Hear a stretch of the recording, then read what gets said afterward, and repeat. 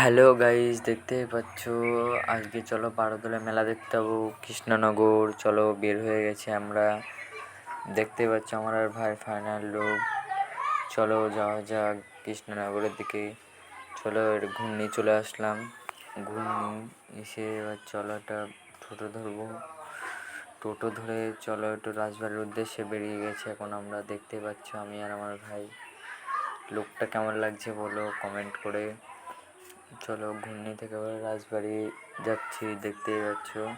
দেখো রাজবাড়ির গেটটা ওখান থেকে দেখা যাচ্ছে, দেখতেই পাচ্ছ। চলো রাজবাড়ি যাওয়া যাক। রাজবাড়ির গেটটা দেখতে পাচ্ছ অনেক বছর পুরনো, আগে যখন গোপাল ভাঁড়ের রাজত্ব, রাজা কৃষ্ণচন্দ্র রাজার রাজত্ব ছিল তখন এই গেটটা তৈরি করা হয়েছিল। দেখতেই পাচ্ছ এখনও কত সুন্দর আছে।